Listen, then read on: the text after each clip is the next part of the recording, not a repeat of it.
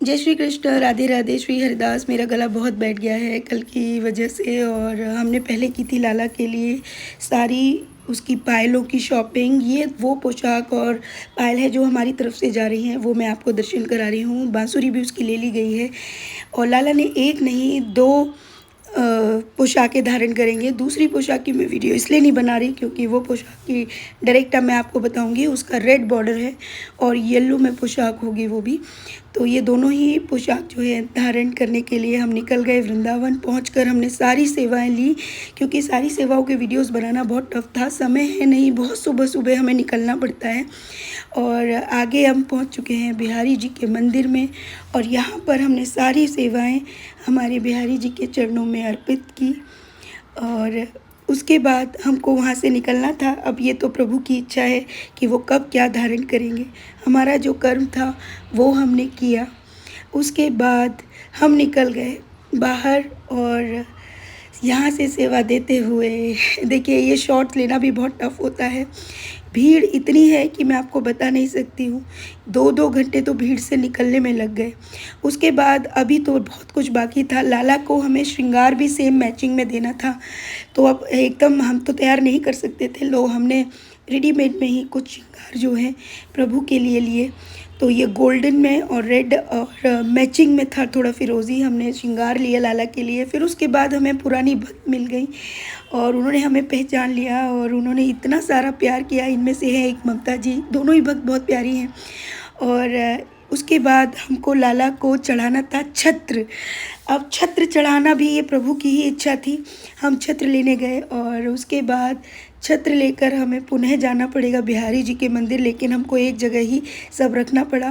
पहले हम जा रहे हैं राधा वल्लभ जी के लिए पोशाक लेकर, और इसमें भी बहुत बड़ा चमत्कार हुआ, वो मैं आपको बताऊंगी। यहाँ पर हम पायल और पोशाक उनको अर्पण करनी थी, लेकिन चमत्कार इतना बड़ा हुआ कि वो मैं आपको दूसरी वीडियो में बताऊंगी। और यहाँ पर आप दर्शन कर रहे हैं, ये देखिए कितने प्यारे और सुंदर दर्शन हैं। उन्होंने पोशाक धारण की, तो मतलब खुशी का कोई ठिकाना नहीं है। प्रभु ने पायल भी धारण की, तो ये हमारे लिए बहुत बड़ी बात है। कभी कभी हम जो सोचते हैं वो नहीं होता, और जो नहीं सोचते हैं वो बहुत कुछ हो जाता है।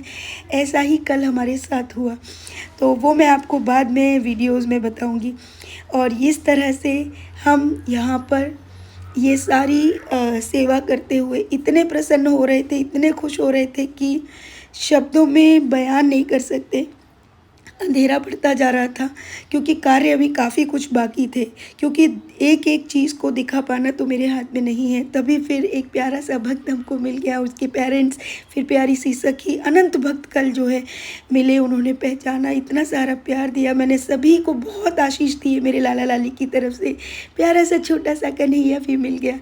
तो बहुत सारे भक्त जो हैं इतने प्यारे हैं, भगवान उनको खूब कृपा दे, खूब भक्ति दे। और मतलब वीडियोस को बहुत ज़्यादा अगर मैं बताने लगूँ तो बहुत लंबे लंबे वीडियोस हो जाते हैं, लेकिन आप सबको मिलवाना यही लाला के लिए सबसे बड़ी बात है। और जो भक्त कहते हैं कि दी आपसे मिलना है, लाला से मिलना है, देखो उनकी कृपा से ही सब मिल पाते हैं। और उसके बाद हम छत्र लेकर पुनः पहुँचेंगे बिहारी जी के मंदिर, क्योंकि प्रभु के चरणों में रखे बिना कोई कार्य नहीं हो सकता। और वहाँ पर क्योंकि ये अर्पण होना है, उसके बाद प्रभु कहाँ कहाँ क्या अर्पण करवाएंगे ये हम नहीं जानते।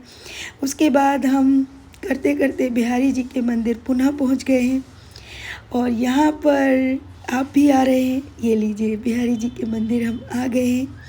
अब यहाँ पर काफ़ी दीवारें हमें पार करनी होगी। भक्त बैठे हैं इंतज़ार में, पट खुलने वाले हैं।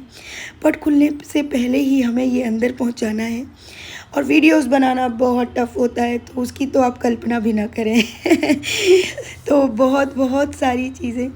तो अब हम इसका कवर भी खोल देते हैं ताकि पता चले।